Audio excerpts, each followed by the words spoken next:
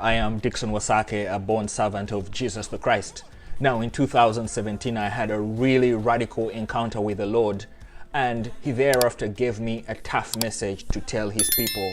I am to tell you thus: your prophets had nothing to tell you but lies. Their preaching deceived you by never exposing your sin. They made you think you did not need to repent. The Lord has therefore raised me up as a preacher of righteousness before the day of the Lord, and together with a global team and more than 15 country partners, we are doing all we can to collect more than 50,000 testimonies and verify them. We are collecting these from every country in the world.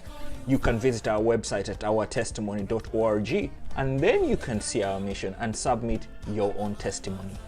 Now, today's short message is part one of When Your Best Doesn't Please God. This is a sobering message, but one that will eventually heal you. Come along.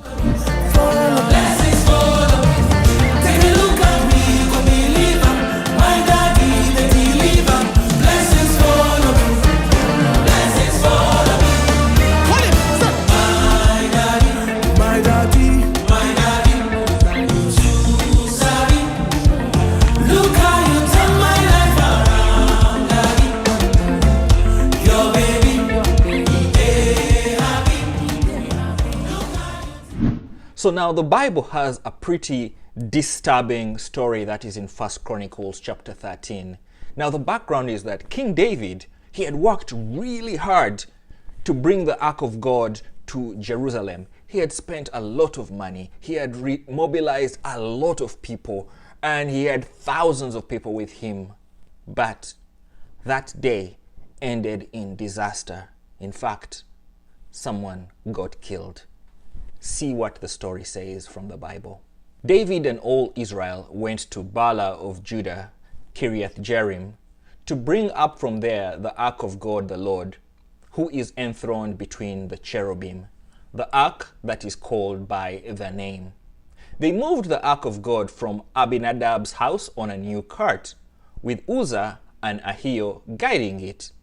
David and all the Israelites were celebrating with all their might before God, with songs and with harps, lyres, timbrels, cymbals, and trumpets.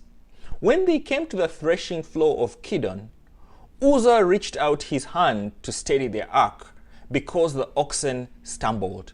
The Lord's anger burned against Uzzah, and he struck him down because he had put his hand on the ark. So he died there before God. Then David was angry because the Lord's wrath had broken out against Uzzah, and to this day that place is called Perez Uzzah. David was afraid of God that day and asked, "How can I ever bring the ark of God to me?" Now, if you think of that story, this was a day that was supposed to be a day of celebration, a day to honor God. Instead, it ended with God being angry and someone dying. Some might then wonder, isn't God patient and merciful? Why would He kill someone? This is the kind of story that makes those who do not know God think that the God of the Old Testament was an angry God. Now, I am here to, however, tell you that I have come to learn God's ways, and He has made it clear that those who approach Him must know that He is holy. They must know that He is separate. He is majestic, and that's extremely critical. Just because He is our Father, it doesn't just mean we can barge in. Now, there's a group of people called the Baganda of Uganda, where I am originally from. They have a word, and that word is called kumanyira. If I was to translate it into English, it means to be overly familiar with someone.